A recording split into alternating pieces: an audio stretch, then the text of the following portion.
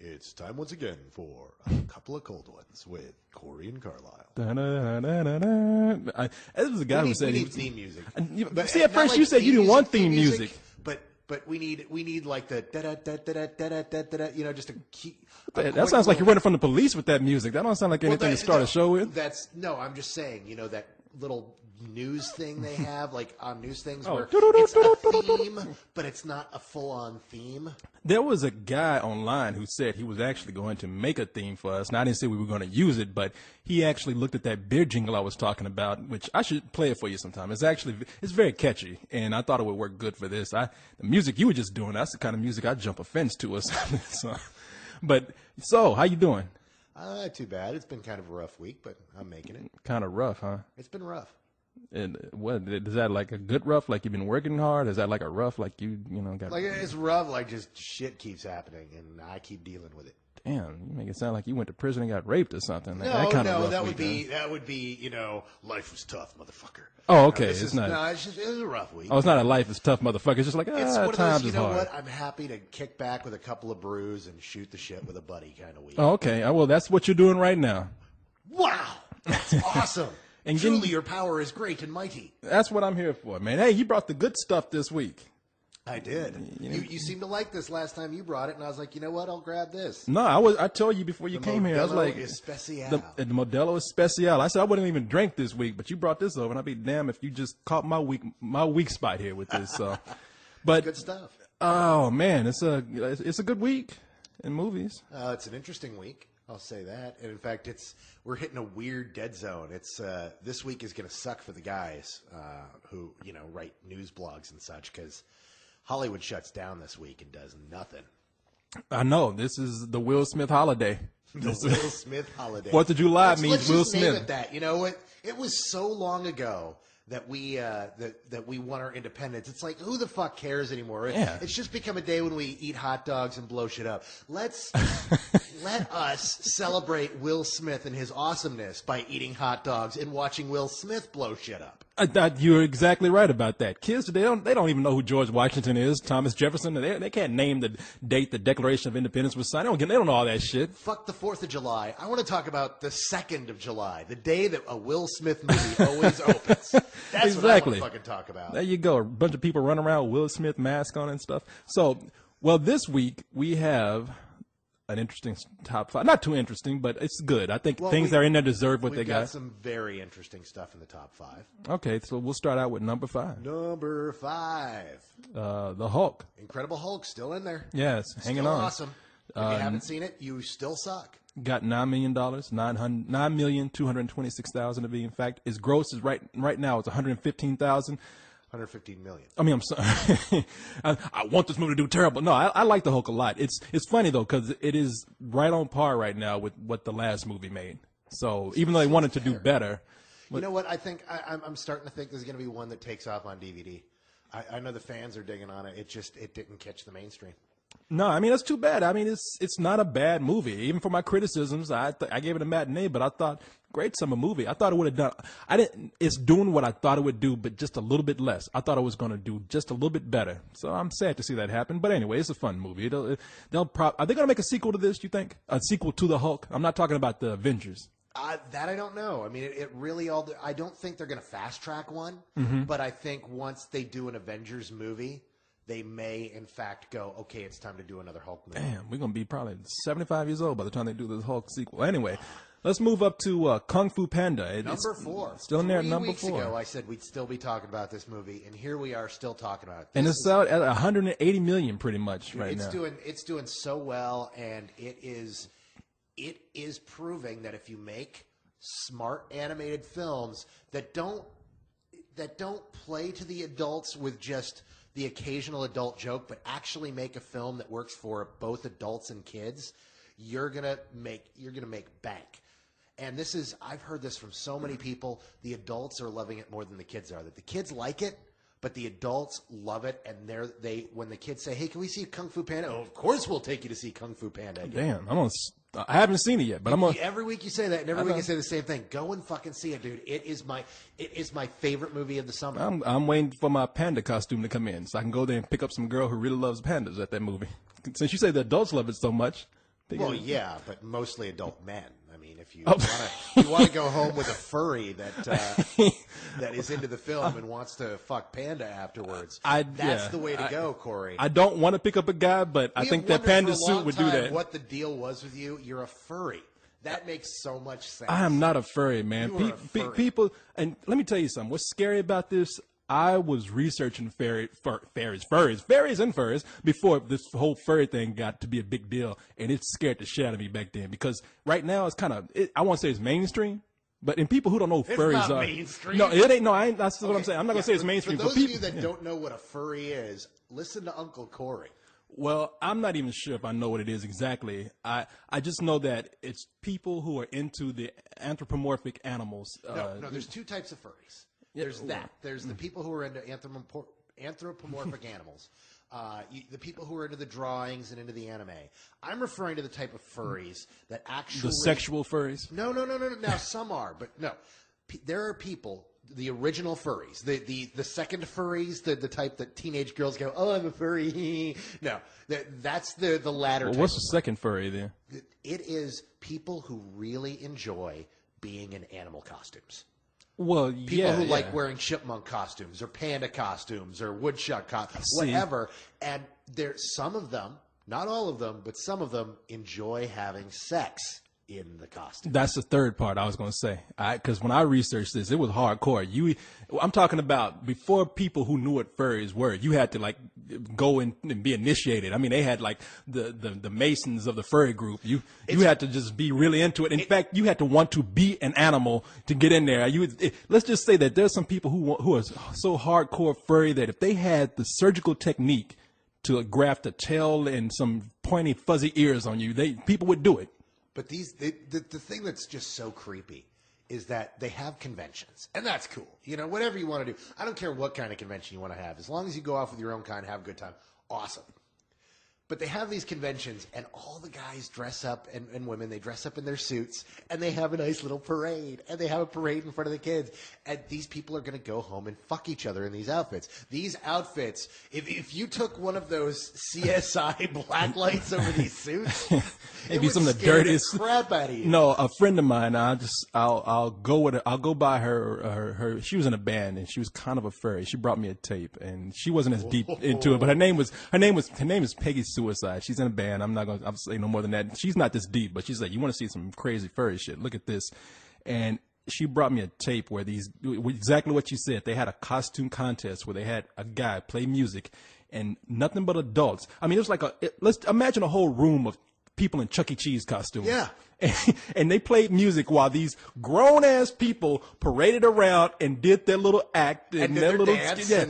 and And it was so sad because there was a little kid there. This little kid had parents who were furries, and this little kid looked like, God damn, this is horrifying. I mean, a little kid, he's like, I do not want to be here. I'm so sad that my parents is a fucking rat, and my father's a rat, and my mom is a fucking rabbit. This is disturbing to me. You know how this really went. That was a poor ass family. And that kid was just told by mom and dad, oh, we're going to take you to Disneyland tomorrow. Kids in this room with all these fucking perverts doing their little dance to the music. That's not Mickey Mouse. This fucking sucks. Yeah, I thought we were going to Chuck E. Cheese. Where's the pizza? Shut up. God damn it, eat that sandwich and be quiet. But anyway, I'm sorry, we got off track, everybody. Let's move. Way off track. Back to Kung Fu Panda, the wonderful family film brought Kung to Fu us by Panda. the good people at DreamWorks. $11 million, made close to 180 million overall. Great movie, I hear. I'm dying to see it. Let's move on to number three. Number 3, Get Smart. Get Smart. I saw the DVD for the spinoff you were talking about on TV. It comes out here next week or something, and I should be getting that in. I'm looking forward to checking it out. See, it actually looks more fun to me than the movie. Now, I saw somebody, thank God, I forget who it was, but somebody on my list showed a Reels interview with it. And it turns out it's the same writers who wrote the script. They wrote a second script for this adventure. And let me, before you go any further, explain to people what the spinoff is. It's two characters from this. It's Harold and Lloyd. The two tech guys. The two tech guys who are in Get Smart. And they are, it is what happens to them when when the big bad shit goes down during the middle of Get Smart. There's a big attack on Control, Yeah. and this is what happens to them when they're stuck there in the attack.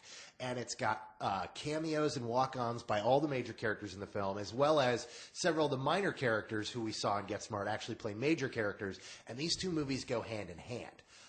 And it's supposedly written by the same writing team, which I think did an excellent job on Get Smart. So I'm really now looking forward to seeing how they did this. Yeah. It's a really interesting experiment. I wasn't crazy about Get Smart, as you know, but the movie's doing well. $77 million overall. Took $20 million in this weekend. I like Steve Carell. I'm happy for the guy. I think he's one of the more, I would say, well-established, down-to-earth people in Hollywood, from what I And hear. he needed this so bad because of what happened to him last summer.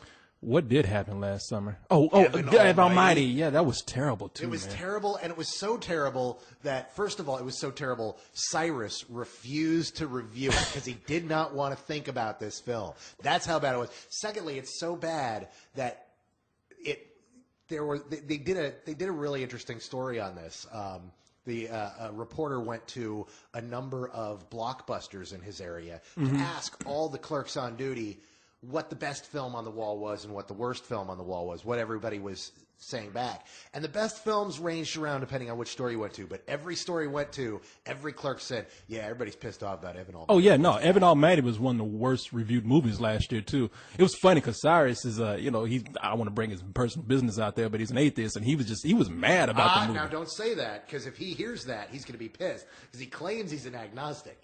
He's not. He's an atheist. The guy He is actually a born-again secular humanist.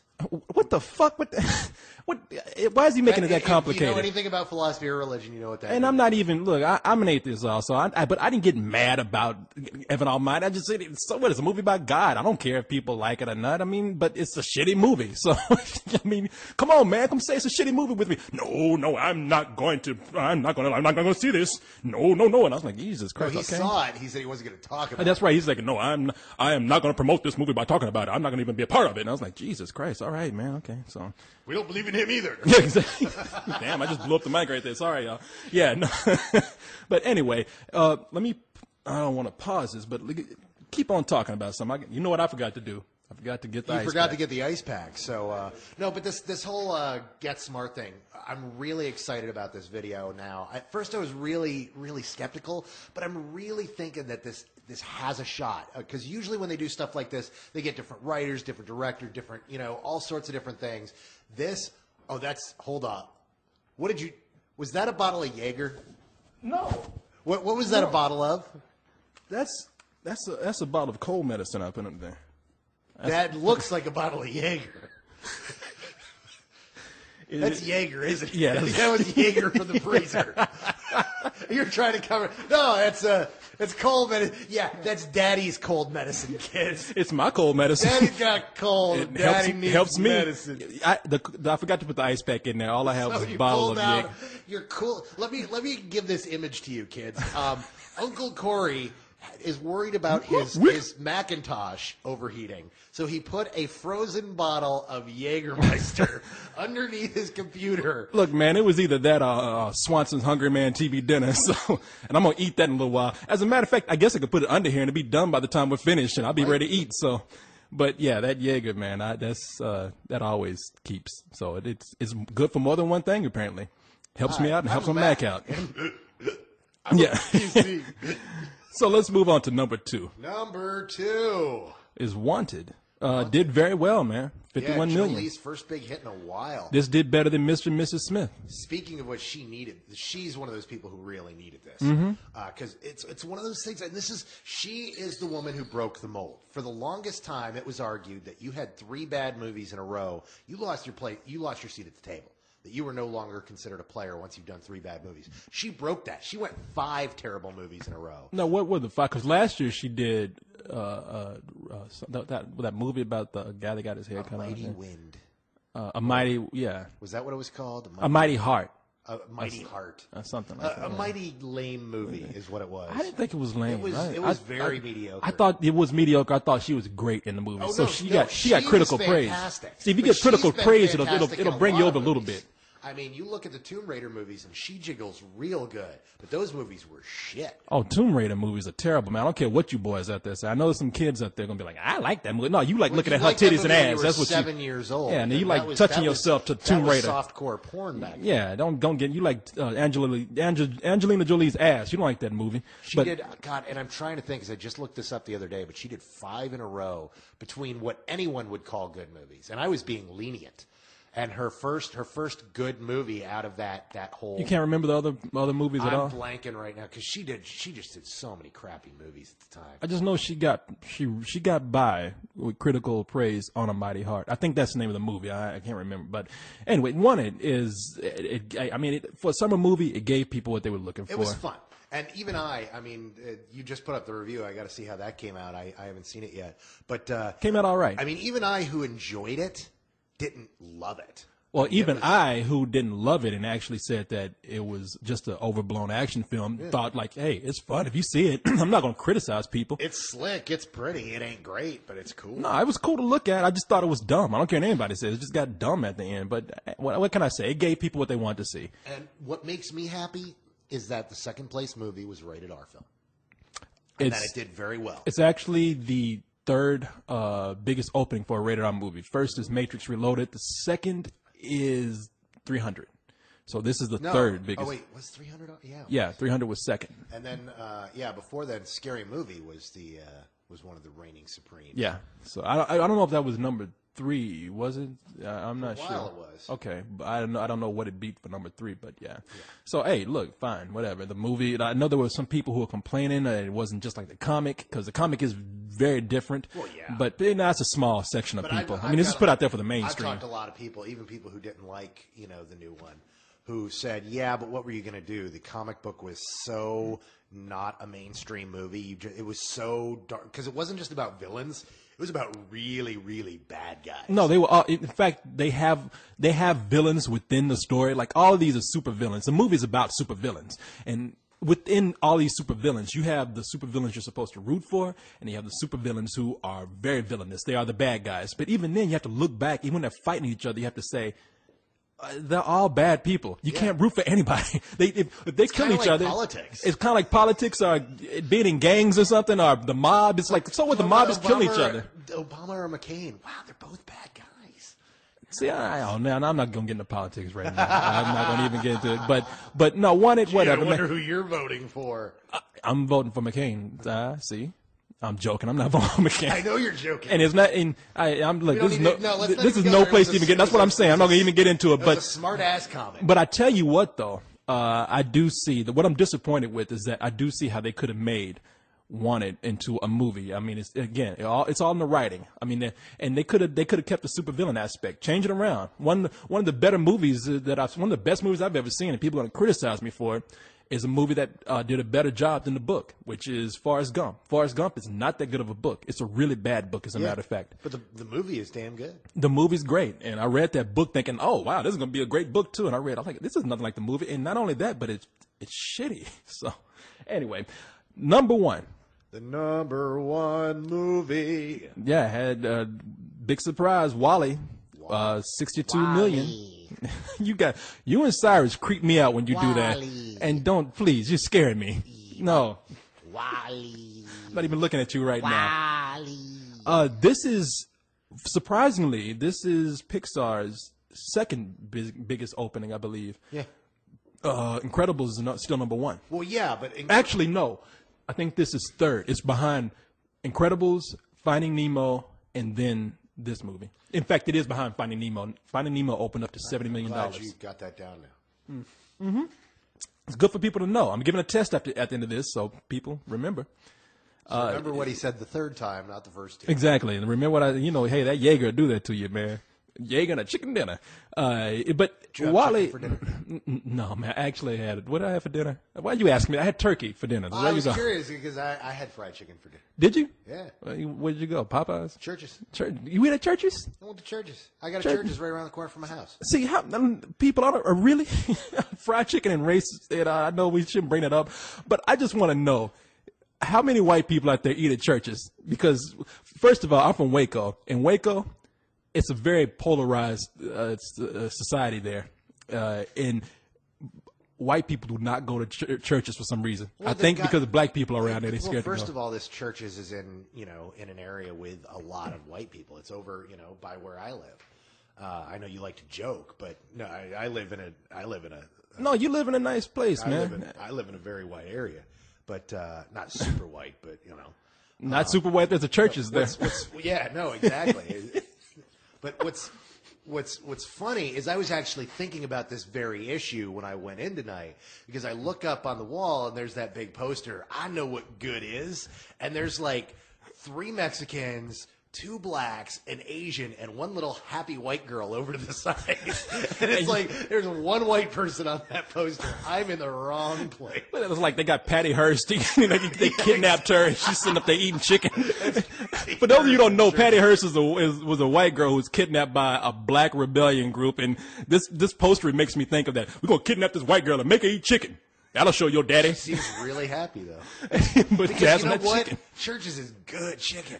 Churches is great chicken. That's the spicy. You get the spicy. Oh my God, is that good chicken? No, man, Churches is great chicken. I love Churches. Now, I don't eat a whole lot of fried food. I mainly eat a lot of vegetables these days. I'm a vegetarian 5-6 days a week, but I will break down, and I will either go get the nastiest hamburger I can find, or I will go and get some greasy-ass Churches, man. And that honey biscuit, and woo! Well, see, the thing is, I cooked my sides at home. I made What my own. the hell kind of hippie shit is that? You went and got some Church's chicken and you Yeah. cooked the sides at home. Yeah. You don't do that. Sure you don't do it. I do it sometimes. What side did you cook at home? I cooked up some homemade macaroni and cheese and some mashed potatoes. They got mashed potatoes, boy, at Churches. You don't have to make it. Yeah, but churches does the wrong thing with that. That's what pisses me off. Like Kentucky Fried Chicken has, they do chicken right, apparently. They also do their sides right because they separate the gravy from the mashed taters. Whereas at Churches, they just pour the gravy on top, and it's like that little splash of gravy is supposed to go through that whole big thing of taters. I can see you driving around town. I'm going to hit Churches right here, then I'm going to go over to Kentucky Fried Chicken, get my mashed potatoes, and then I'm going to go to Boston Market, get my macaroni and cheese. No, that's why I just made the shit at home. And here's the You thing. offend me, See, sir. the thing is I also do it cheap. See, I'm a big fan of the dark meat, unlike you. You know what? I wasn't going to say anything. I just Work. patiently sat here and Just waited. for Here it Joe. is. No, I love me. I love me drumsticks and thighs. So No, it's so I go and I pay $7. I get the $6.99 10-piece dark, and bring that home. See, I can't make fun of you, man, because I don't eat fries, really. I will eat them if they're there, but I really don't get them on my own. And I'm the kind of guy who will come home with my hamburger and chop up a carrot and eat it with my my hamburger, so I can't make fun of you too much. How the fuck did we start talking about chicken when we talking about Wally? Chicken dinner. Wally. So Wally. Is I saw another Wally at movie. Churches. Yeah, how did we go from Kung Fu Panda to furries? It's just we go down that road. I know, that's what we do, people. So back on Wally. No, Wally, pretty much universal praise for the movie. Holy God, is that movie fucking awesome? No, it is, man. It is. A lot of people got mixed up in my review because I had a joke in there that kind of threw people off with the review. I was wondering because I was watching. I'm like, did he really mean matinee or because it was? I get the joke, but it kind of screwed up the delivery. See, I thought that if I put the logo up for my review, it would help. But a lot of people ask me, No, because what you've done in the past is that's what threw people off. Like just last week with Get Smart, when you gave it a matinee and you brought up the matinee logo and then said, "Oh, quit with your mind tricks, Carlisle," and then I gave it full price, and people thought I get it. No, then you gave it. Then it went up to rental, which is what you really had. But you And a lot of showed people thought both. okay. So they assumed that the joke was, but you really thought it was a full price movie then. Yeah, I did. See, I did. and that's where I think you guys are all on crack. Why? Because you think it's a better than sex It's movie? better than sex movie. That's because you like to have sex with machines. That's why. I That thought. has nothing to do with it. That has nothing at all to do with it, sir. No, I just love the hell out of that movie. It was so smart and it was so beautiful. It was a movie that I enjoyed watching the credits. See, you know what? The credits, you're right. I stood in the 2D art and everything. That was, look, Silver Surfer. And I'll just keep it on the down low here. I've been doing the call-in stuff secretly because I don't want to interfere with the site, and I want to try it by doing it by myself. And Silver Surfer called up, and he said, "You know what Pixar did? they made that movie for them. The guys who make John Lasseter and his crew, they made that movie for themselves. Yeah. And I said, you know what, man, you're right. That's why it is the best thing they've ever done. Now, see, Disney didn't want them to make that movie. I know. I've been reading about that for the longest and there's time. a reason why. Once you see it, it's like, oh, wow, this is a complete dissemination and destruction of everything Disney stands for. Well, also, it's an apocalyptic movie for kids. I mean, it's buried under a good message. It's good for kids to see. It has a cute character, but people died on the planet and everyone's gone. No, see, that's, a handful of people didn't. There was no death. No, not in that movie. Not in the Everybody got on movie. the ships. But you look at the movie. An adult and you think back, oh wow, there were going to be people who were like, fuck that, I'm not getting on the ship. I'm going to stay here on my planet. But that's stuff that adults think. The kids are like, no, they all got on the ships. I know. See, that's what I'm saying. No, that's why it works for adults and children, because it's deeper for adults because they can think, wow, that must have been a grim situation. Kids are just like, that's a funny ass robot. So my criticisms of the movie I really couldn't bring out because really there's a whole section to this movie that I think people should go in and find out for themselves. Yeah, absolutely. I had small problems with that, but I also thought that, wow, that was a really pleasant surprise too, because that stuff is actually my favorite stuff in the movie. So I just thought that they were kind of starting to go a little bit long when Wally was doing all of his sight gags. I thought, okay, I get it now. He's lonely, he's funny, he's attracted to this sexy girl robot. It'd be nice if they moved on. And oh man, that robot was hot, nice and sleek, smooth, boy. I just like the fact that a Mac and PC, got together. Although technically he was a Mac too, because they had the little Mac boot up sound.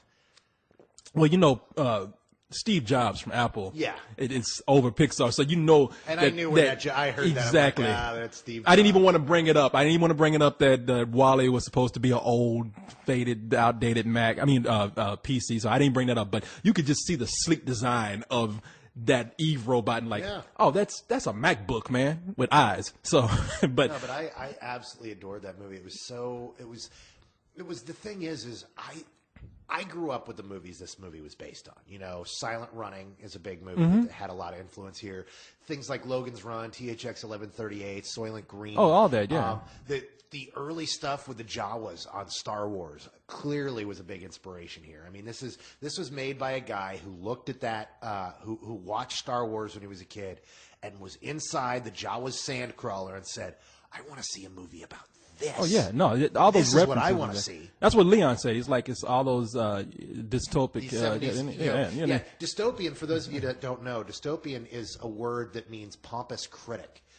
He wants to sound smart. I would love it if we could have a review about science fiction where we don't use the word dystopian. Well, that's why I said Leon said it, because I wasn't going to even be that. I was going to use that in my webcam. It's like, for those of you that don't know.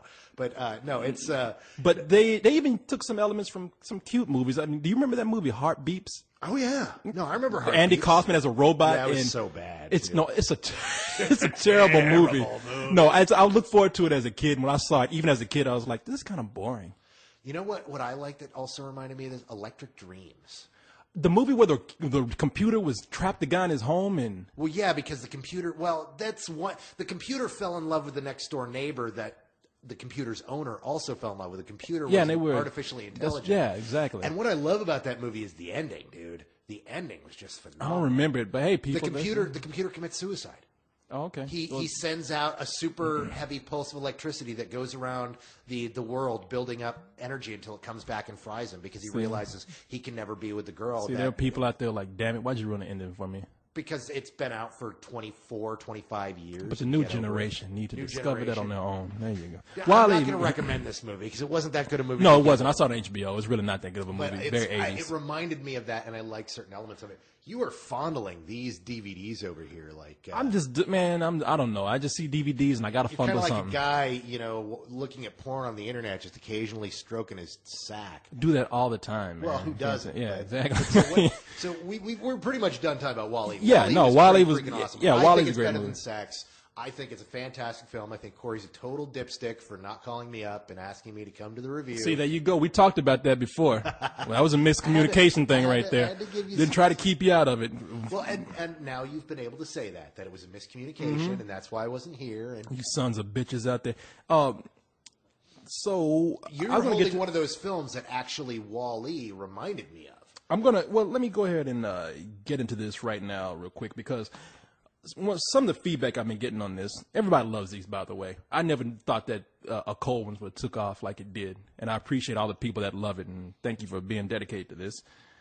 And I'm talking about you, by the way, coming here every week and doing this. But one of the things that people told us was they said one of the things that we really like about it is that you recommend something that we'd never heard of before. You always mention something, talk about something. It's not even movie related. You always just mention some kind of topic that makes us want to go and look it up or find out on our own. But then you also mention movies a lot that we've never even heard of, that makes us want to go out and research that, and then we watch it and we're like, wow, this is a great discovery. So when the need comes, I'm not going to do this every week, but when I find something I want to talk about, or if I think it's going to be helpful, I'm going to pick out a couple of movies, one for the younger people out there and one for some of the older people, and tell you about it. Well, okay. No, go ahead. What were you going to say? Well, I was going to say, let's link this, because there's a movie that I mentioned that I think you folks out there should check out. If you dug Wall-E, if you saw this and you're listening to us talk about, the old 70s eco sci-fi, which is really cool. There's a lot of really good stuff out there, but the ones I mentioned, if you haven't seen Logan's Run, you got to check out Logan's Run, of course, and THX 1138, which is George Lucas's first feature film. I don't recommend Soylent Green because it's a cheesy movie. I love it, but you probably know the ending, and the ending's been spoiled, and the whole movie's about the ending. It's all about this cop investigating this thing, and it's what is Soylent Green? And odds are you've heard that. And don't say it, Corey. Just in case, because I'm looking at you. If you decide you want to see it, if you're like, oh, I don't know what Soylent Green's about, go see it. Don't tell anyone on the planet that you're going to see this, and don't. When you get up to the front, if the person up front so much as looks at the disc you're getting, just look at him and say, "Don't tell me. I don't want to know it. Don't say anything. I've been told by a good friend of mine, you can call me your good friend, not to have anybody say a word about this movie, because they will shout out the classic line for this movie. Oh, yeah, and that gives it all away. That will give away the whole fucking movie and ruin it for you. I knew about the ending of this movie 10 years before I saw it, and they even did an SNL skit about it, which is brilliant. I never saw that SNL sketch, but yeah, you're right. I'll tell you about it after, okay? But so you might want to check that out. But the movie I want to really strongly mention is a great old film from the early 70s called Silent Running. Is that the one with the robots in space and they're trying to plant the trees? It's Bruce Dern. That's right. He's on a spaceship that has some of the last plants left from planet Earth. And they're out orbiting in space, and they get the order to scuttle the cargo and come back to Earth. And he is so dedicated to keeping these trees and these plants alive that he loses his mind. Mm-hmm. And what ends up happening ends up involving him being off alone and reprogramming these robots and living on the ship with these robots. And these robots are pretty much programmed to be his companions now, his friends, and play chess. Fantastic, cool old sci-fi film that I highly recommend. The robots are awesome. The robots were clearly some of the inspiration, that we later saw in Star Wars and then in several films after that. No, they were. They're little boxes with two legs underneath them. Mm-hmm. I mean, they're very cheesy looking by today's standards, but back then it was pretty cool. And like WALL-E, I think there was probably a big influence on WALL-E because these robots are programmed to also take care of the plants. Yes. If Bruce Dern dies, they must continue to take care of the plants. And it's a fantastic little film, and it's something that if you're into science fiction and you have not seen this movie, it is very influential on WALL-E and many of the other science fiction films that followed. It was the first big ecological science fiction film that really made its point and did a great job with it. Yeah, no, it's a great movie. And a lot of you kids out there, if you see this, it's a very slow movie. But it's about a guy in space kind of losing it and being lonely, and you have to really kind of be patient with it. Now, one of the other things this film reminded me of was this great classic animated film that you have over there. Well, I was going to talk about it. I mentioned this in one of my written reviews. I compared WALL-E to this film, which is why when I saw this over there, I was like, oh, dude, this is awesome. So what film is this? Well, the reason why this came about is there was a guy who was asking me about some movies that he should see. He saw Rec when I recommended it, and he said, I'm into science fiction and horror. You got the horror part down with Rec, and I really want to know if you have any. Oh, you asked me for the opener right there. He said, I really want to know what other movies you could recommend, especially science fiction. this I just kind of pulled out because I said this is a very old movie. It's a cult movie too, and it's a French film. And I don't know if you've seen it. It's called Fantastic Planet. And what's so cool about this movie? Not only is the animation style very unique and almost kind of creepy in a way, but it has a very hand-drawn style to it, but it's also the story. Pretty much, now, I haven't watched this in about a year and a half, but it's about aliens who take in humans and use them as pets, and they rebel against the aliens that hold them captive. And it's interesting to see that dynamic played out in this movie. How'd you relate this to WALL-E? It is, when you talk to people who know about animation and people who are big animation buffs, this is considered those top 5 best animated films ever made. Oh, yeah. Like, this is one of those things that universally gets brought up. And that's where I think WALL-E is. WALL-E really kind of redefined what you can do with animation, what you can do with a character, and took it back to its most simple. Well, this movie here, it's from I think it's from 1973. It's pretty old. Yeah, it's very old. It's directed by somebody named René Laloux, I believe, and I haven't really seen. I think he did one more film, or the makers of this movie did one more film, and I believe it was called Light Years here in America. Not a very good movie. Light Years, no, not a very good movie. So if you see that, it's not that great. As a matter of fact, they got Penn and Teller to do voices in this movie, and I don't even understand that, because if you know who Penn and Teller is, Teller doesn't even talk. So this movie here, though, is a classic. I happened to see this late night on a show called Night Flight that used to show cool stuff like this. Night Flight introduced a lot of us to some great stuff. For those of you that don't know, Night Flight was the late night show on the USA Network when some of us were kids.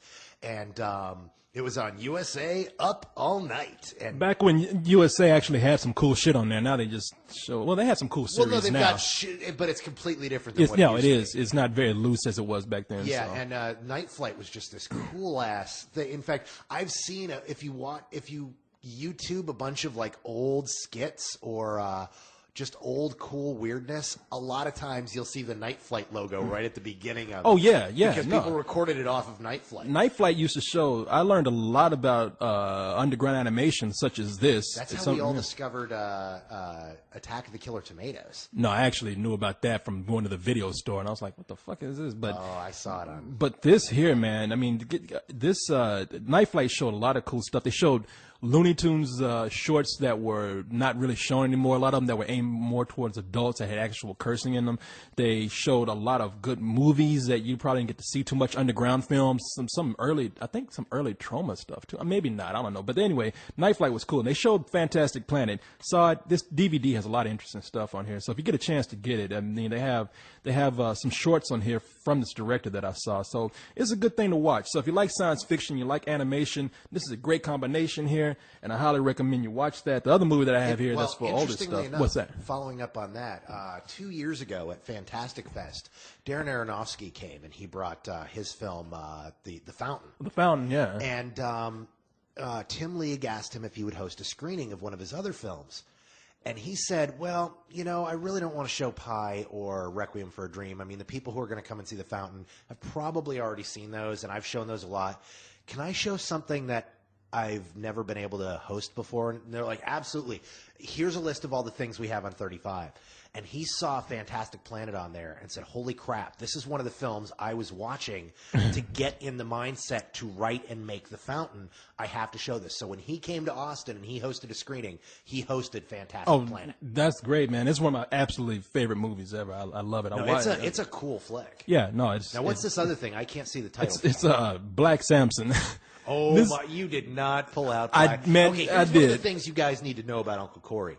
Uncle Corey likes to talk about, how much he, how he gets kind of snobbish sometimes when it comes to modern film. When it comes to films of the 70s, the crappier, the better. He loves some dog shit. Oh, yeah. No. And Black Samson is no exception. This is for the older crowd here because it is a 70s movie, and it's also a blaxploitation movie. Now, I hesitate. With me, blaxploitation, it's a term that is crazy to me because you have these movies that were made by white directors and studios that actually brought in black people and used them for the talent, and a lot of people didn't really get too much out of that. Well, that's why it's called blaxploitation. Exactly, but then you got some movies that are called black exploitation that were made by black people and actually put out there, and that's not so much exploitation; it's just people trying to get their action really heroes out there. Where the term comes from, it's blaxploitation was the third coined term for it, because there was sexploitation was the first term that was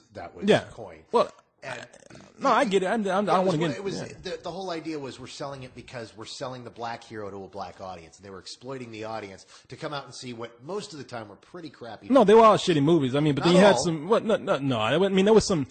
All of them were like kind of. They didn't have the best budgets, is what I'm saying. No, but this movie. Now I'm not sure. I'm not going to even say because I think this movie. I don't know if it was made by a black director or not. Is his last name Jones or Williams? You know something? I don't have it on here. I'll tell you because this movie is a hard find, man. You can find it, but it's hard to find. And Black Samson. And the reason why I recommend this for older people is because, like I said, it's from the '70s, and it's just. I don't know if younger people would be into it, but a lot of the people who were into some of these movies, such as Dolomite and Black Caesar and those kind of films, will probably be into seeing this movie. And it's just you have this guy Black Samson. And he's a club owner. And that's what a lot of these movies were. They owned clubs and they were fighting the white clubs down the street who tried to come in heavy on them. So Black Samson is this big dude. In fact, he's so badass, he has a lion in his bar. So like a live lion on the table next to the strippers. And every time he goes into his bedroom, there's a half-naked black woman lying there. And there's always, well, he has his main girl. So he's not one of those guys that has all kind of naked women around. He's not like Shaft. No, he's not like Shaft. Even though all the women want him, they don't all get with him. He's got his main squeeze. But of course, across town, the mafia wants to come in. They send we are white people and we must crush the black man. Exactly.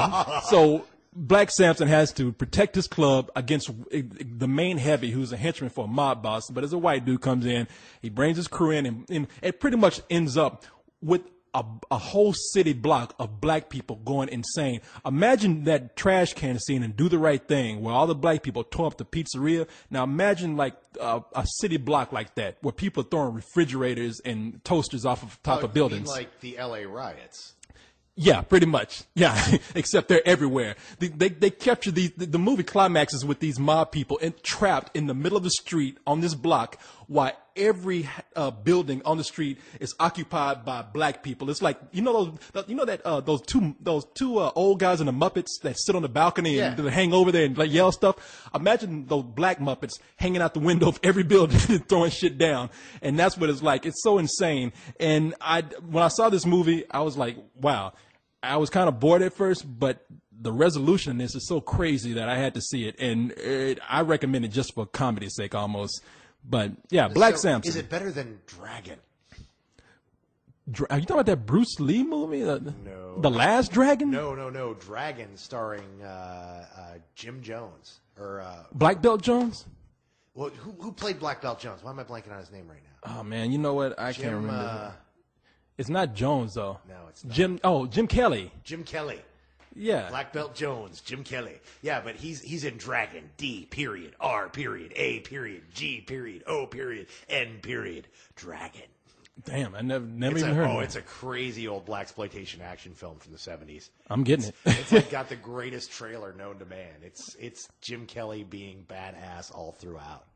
I'm gonna watch that. You know what? You're gonna watch it. And you're probably going to recommending it, whether it's any good or not. No, that's what a lot of these movies are like. I probably would recommend a lot of these old black films because they're just so not because a lot of people are gonna think, oh, he's recommending this because he's black and he likes black movies. No, a lot of these black movies are terrible, but they're so bad they're funny. Like terrible movies. Like you'll recommend Worms. Oh man, that's the thing. I like really bad movies, and Worms will be recommended one day. And it's not called Worms, it's called Squirm. A movie about killer worms, people. Can you imagine that? Back in the 70s, he loves it.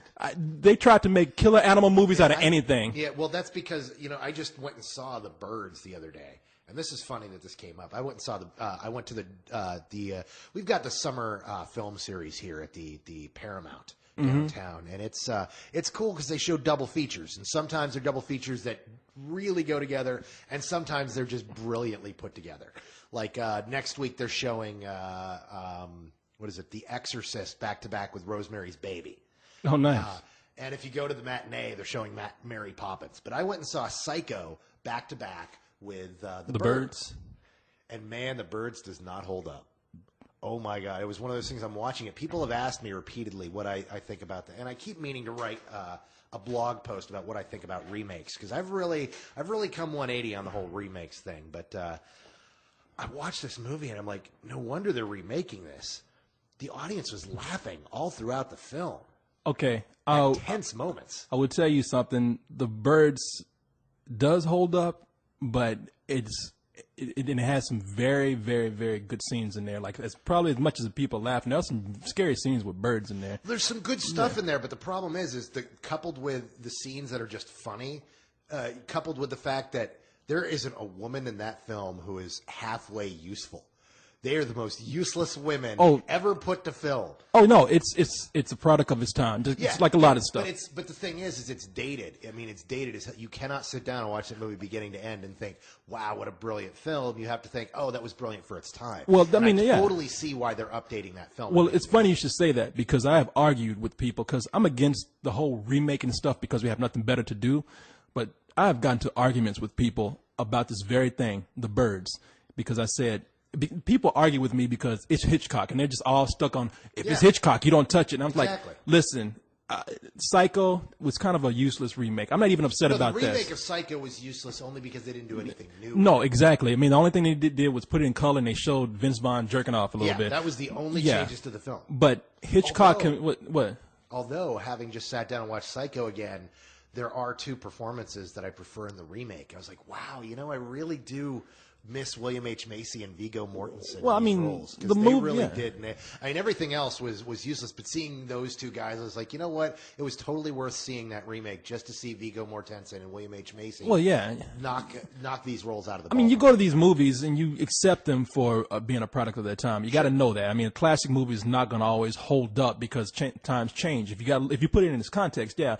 But Hitchcock himself had said, I want to use different kind of birds in this. I wanted to use owls. I wanted to use eagles. I wanted to use all kind of stuff, but he couldn't do it. There was just no way to do it at the time. No, there wasn't. And so I think, that would actually be interesting to see this be remade like that. I'm just afraid that they're just going to do something really bad with it, and they're not going to concentrate on the story or the characters. Well, the Platinum Dunes they've focused on the story and characters. They haven't made a single remake that, really blew everybody away. A lot of people like the Chainsaw remake. I like Chainsaw the Beginning quite a bit. I didn't see that, but I thought Texas Chainsaw Massacre, not that great, but I'm saying a lot of people liked it. I know. But they still haven't made that perfect remake that makes us go, yeah, you guys really should be doing that.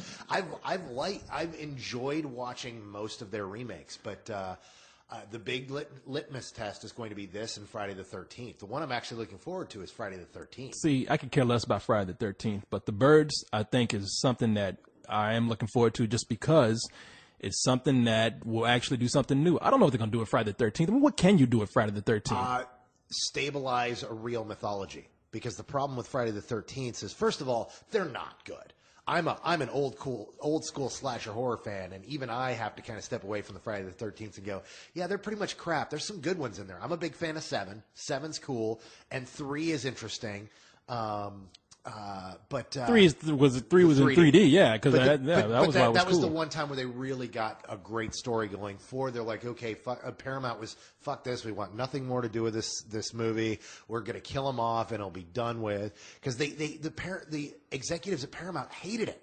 They kept making them because they had to, because they were so financially successful. They had to churn out new ones, but the audiences wouldn't stop going to see them no matter how bad they were. And they were just like, look, this is making us look silly. So they dumped it off, and so the series got restarted. There was one good one out of there, and then the rest were bad. But the mythology changed every movie until you get to the end of 9, and it's like, wait, so the evil in Jason is really this little supernatural alien thing from hell that gets into people and takes over them. Well, don't forget that they made 10, which was Jason in space. Now, I liked that. I did too. I liked that one too. But it was getting back to the old mythology and just saying, fuck it, these movies were never serious, so let's make a space comedy out of it. And that's what they did. Yeah. And that was fun, and I enjoyed the I think, versus Jason. But the mythology was never solid. It never gelled. And I think this is their chance to actually – I've argued this for a long time. The the creatures we got in the 80s, the late 70s, early 80s, Michael Myers, Freddy, Jason Voorhees, Pinhead, these creatures have become our universal monsters. They're our Frankenstein, our Dracula, our Mummy that, older generations grew up with. I am ready to see them reinvented by new filmmakers and taken to another level. I really enjoyed Rob Zombie's Halloween remake because he did something different with it and made a completely different film than any of the others did. I didn't hate it, but I thought pointless, man. Do we really that the first Halloween was so effective? Do we really need to know about Michael Myers being a kid? I mean, we don't need to see him be a child, be a killer, go around killing people. They just ruined the mystique of Michael Myers by doing that. Not at all, because the point of that was that it was a remake. It was not a sequel. The sequels fucked the hell out of Michael Myers. I mean, if you want to talk about the mythology of Michael Myers, where do you draw the line? Do you draw the line at the second film, which was good but not great? Well, you draw the line at the fourth and fifth films where it really got crazy? Or when Dimension took over in 6 and made him a genetic clone? Or 7? No, of course. No, all these, that's what I'm saying. All these get silly, and I don't know what they're going to do with a Friday the 13th remake. I mean, they did it with Texas Chainsaw Massacre, and it meant nothing. It's a slasher movie. They didn't ruin the mystique of Michael Myers because it's a different story of Michael Myers. I consider these all to be... No, I didn't say... These are like when you sit around the campfire with your buddies, and they tell the Hook story. Now, we all know the Hook story, but if you were to tell the Hook story to somebody else sitting next to you, they would have heard a different version. Yeah. This is just a different version. Well, I'll tell you what, instead of being a different version, it was it was a remake. And then I saw it and I was like, you know what? That first movie was so much more effective because they told me too much in this remake here. The reason why the first one worked is because really, it's when you get too much information about Michael Myers, it becomes silly, and that's what I felt about this Michael Myers in the movie. This little kid grew up to be this big, huge monster. I kind of know what he looks like because they showed him in shadow a little bit. It was very creepy not knowing anything about that first Michael Myers, and that's what I think they're going to do with this Friday the 13th remake. They're going to probably give you too much information, and they're going to ruin all the mystery that makes you think on your own and makes you afraid. So I don't know. We'll see. I'm curious to see how they do with it. But the birds, though, man, they got the technology to do all those birds. Like, imagine a world being attacked by every bird. And there's several aspects to the classic birds that they can do away with at this point. I mean, really, when you watch the birds, the first half of the movie has nothing to do with birds at all. Well, that's what was love story. No, that's what was so cool about the movie. I mean, everybody likes to use that term MacGuffin. For all you kids out there, MacGuffin for a Hitchcock movie means that the movie starts out one way and it ends up being something else. And you're going to hear all these. That's not what MacGuffin means. No, the MacGuffin of the movie. Yeah, it is. No, the MacGuffin is whatever is driving the movie. Like the MacGuffin is. The MacGuffin is this object that everybody's after. It's something that is not integral to the plot, but it's integral in driving the story. The way I learned it is MacGuffin, and look, I'm telling you some film school shit that when I went to college is what they told us, and a lot of film geeks like to bring this up to make themselves sound smart. So if your friends ever use MacGuffin, look at them and slap them in the fucking face because they're just doing it to sound smart. Dystopian or MacGuffin. But the way I learned it was MacGuffin is the thing that comes into the movie that was not what it was about before. It's a thing that you didn't expect to come up, and it throws you off. And this is the real story that we're following. So that's the way I learned. Yeah, but it's actually like a MacGuffin is a thing. Like the MacGuffin of the first act of The Birds is delivering these two lovebirds to this guy. I mean, that's the MacGuffin. The MacGuffin's all about the delivery. See, we're kind of like splitting hairs here because... now, hold on. The thing is there's actually what's interesting is if you go ahead and Google it or you wiki it, there's actually a lot of argument as to different people consider MacGuffin different thing, and there's two different camps on how MacGuffin is.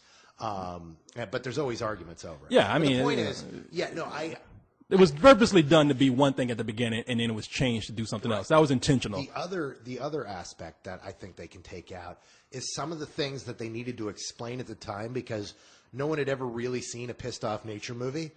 And now we've seen pissed off nature movies. So now we don't have to have that 10-minute existential argument in the diner in the middle where you've got the biblical guy quoting scripture and all the people debating why Yeah. birds would attack. No, I want to, and that's why I think I'm afraid of this too, because they never explained it in the birds. I want birds attacking. There's no explanation. I want Sonny the cuckoo bird to come to the door with a knife and kill somebody. I honestly believe that will probably be part of this movie. That because the people at Platinum Dunes, they've always gotten what make those originals tick. And now that might be a crutch to this. Those of us who are movie literate and know the birds know that they never explained it and they shouldn't explain it. But there's going to be people who walk out of this, if they do make it this way, who say, oh, that movie was stupid. They didn't even say where the birds were attacking. No, hey, man, sometimes it's best when you just don't know. Like Cloverfield, they didn't explain too much. But anyway, enough about all that. I mean, they're going to make it. We'll see what happens. But what the fuck is up with that goddamn car? Man, I don't know, but do you people hear this? I want to go out there and set that shit on fire. I just want to destroy this car. I don't know what it is. In fact, somebody's car is going off, car alarm, and we're like sitting here listening to it. And we're trying to play it cool. Yeah, and we're sitting up here like, it's fucking. It's like the elephant in the room. We're just acting like it's not there and shit. But so the verse is about the motherfucker. Big news this week. There's a lot of shit that happened, but the big news to me was Vern Troyer was in a sex tape. Really? That was the big news? That was the big news for Little Man. It was George Carlin. Well, oh yeah. But let's talk about Vern Troyer for a second. Wait, but I'm not going to talk about it too much. It's just that Vern Troyer, the midget from Mini-Me, was in a sex tape and they stopped it. Here's what blows my mind. Not any of that aspect of the story. Here's my problem with the story. The guy was dating a 20-something model, a 24-year-old model. See, it just goes to show you, if you're famous, you can get laid no matter what. Exactly. But here's what blows my mind. They are no longer together, and she's bitter. She's real bitter. Well, because he dumped her? I don't know why she's bitter, but she's bitter. She's the one that released the sex tape. Oh, that bitch. And she went on the talk shows insulting his manhood. Now. Well, he's Mini-Me. How big can he be? Well, now there's a whole thing about midgets not being midgets in certain areas. Here's my problem with this. This is what clogs up my mind. It makes me want to bash my head into the monitor repeatedly. What kind of dumbass, fucking retard of a woman thinks that she'll look good going on a fucking talk show and saying, not only did you repeatedly fuck the shit out of a famous midget, but he wasn't even any good in bed when you did it. What does that make you look like? It doesn't even make you look like a gold digger. It makes you look like a discount gold digger because you couldn't even hook up with a tall fucking celebrity. You had to fuck the smallest thing you could find. There are sex toys on the market larger than Vern Troyer, and you had to go and not only, I mean, it's fine. I mean, this is a woman who's strictly thinking in dollars. She's like, fuck it. Yeah, I'll fuck the midget. I'll bite the bullet. I'm going to cash this shit in. And now the tape has got halted by a judge. And check it out, man. Okay, this whole thing is about a sex tape. And I'm thinking, now this midget's, let's call him Vern. He's Vern Troyer. Everybody knows who he is. He's everybody knows Vern Troyer. I'm going to call him Mini-Me. Mini-Me has an attorney named Tracy Rain. I'm like, is his fucking lawyer a porno star too? I mean, what the fuck is going on with this case? But no, man, look, if I was him, I'd be happy to have this story out there. I'd put a halt on it, but I'd like for people to know, I'm fucking 2 feet tall. Look what I'm fucking right here. So good for him, man. Shit, either way it happens, you don't have to worry about it because if anybody's like me, you don't want to see that sex tape either. I don't want to see no fucking midget fucking somebody. Shit, I mean, there are people that do, but what boggles my mind is not that there's a sex tape and not that what the legal hoops they've gone through to stop it.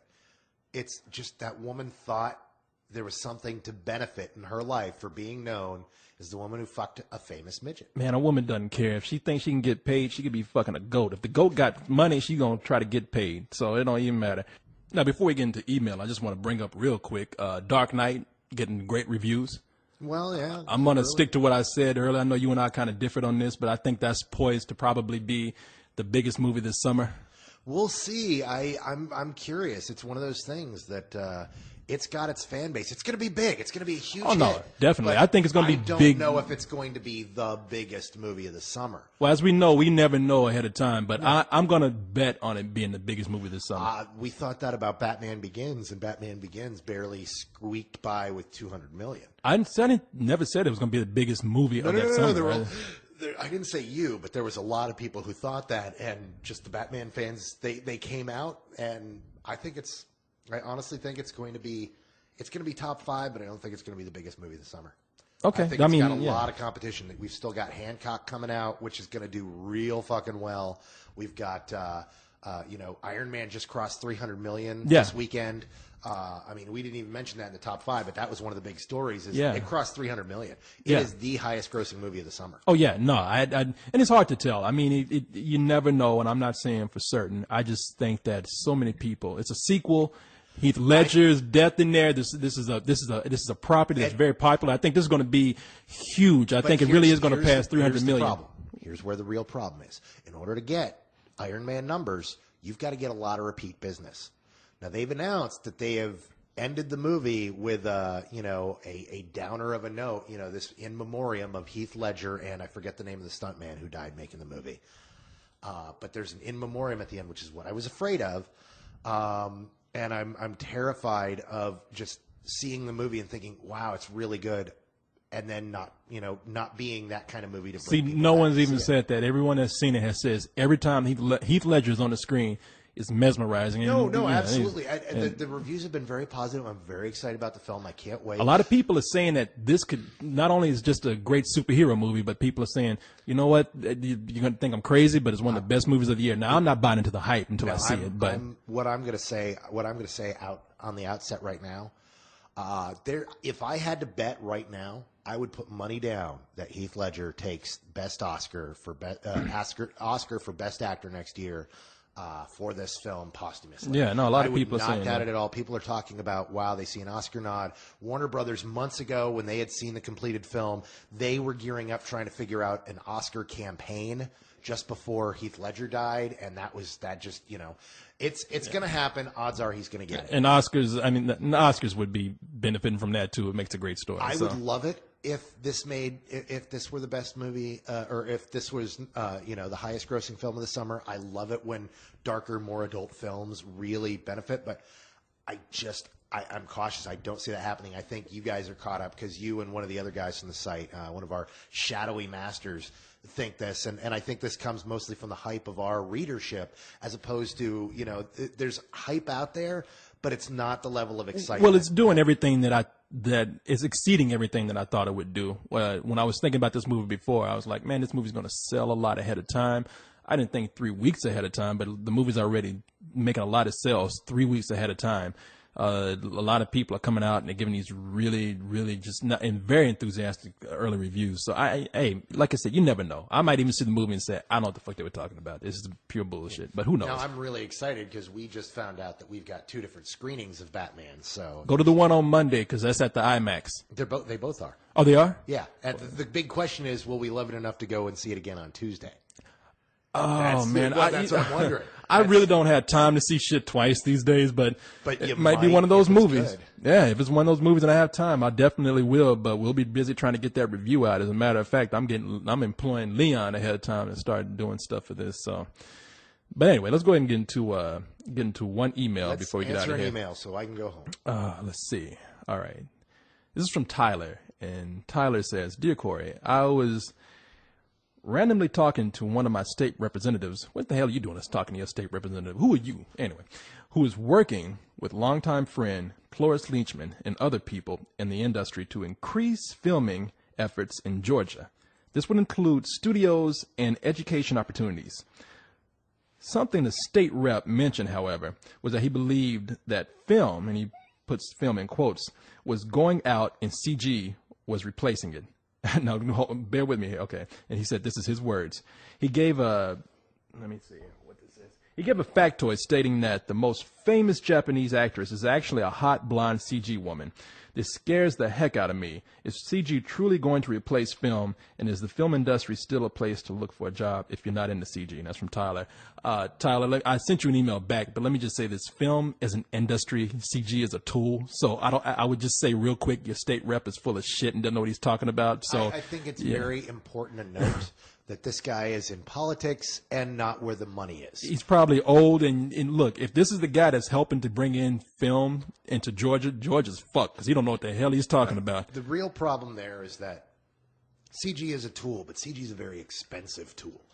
And it is one that it's, sometimes it's just going to be cheaper to make it on film than it is. The reason why there are so few CG movies out every year, they take way too long to make.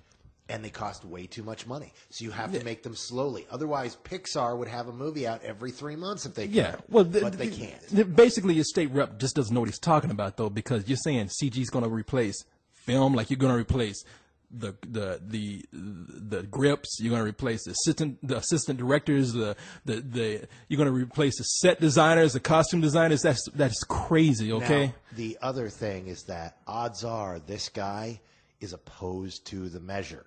And by opposing the measures that they're trying to work on, this is his argument to say why they shouldn't try to bring business. Yeah, it just doesn't make any sense, though. This guy doesn't know what he's talking about. CG, some people say, they hear this term CG and how it's taking over stuff, and then they think, oh, CG is taking over movies, like robots are coming in and taking jobs. No, look, your state representative doesn't understand that CG, okay, it will probably put maybe some stunt people out of work. It might put some people who are special effects people out of work, because CG can come in and place a guy falling off of a building. Stuntman's out of a job. Boom. CG can come in and make creature effects where before you had somebody who did it out of latex. Boom. You don't get as much work. If you're talking about CG is replacing the whole industry of film, like they're just replacing Hollywood with CG, that doesn't make any sense. And even then, it's not going to always do that, because you know what? It's going to take several months and a couple $1 million to get that guy to fall off of a building, when it takes, giving Bob $5,000 to jump off into an inflata mattress off the side of the building. Yeah, no, CG is very expensive, but yeah, what you should do is tell him what I've said. Say, what the fuck are you talking about? CG is a tool that people do on computers for very small things, such as, well, not small, but for special effects and maybe stunt work. When you're talking about film, what do you mean? You tell him Corey said that. Tell him, come talk to me. In fact, give me a ticket. I'll come out there and talk to him, slap him in his fucking face. Tell him, you know what the hell you're talking about. You about to destroy Georgia. So, anyway, anything else on that? Because Georgia is all right. Let's not make too many Georgia jokes. They don't need them. I didn't want to go there, but I'm thinking riding on the short bus.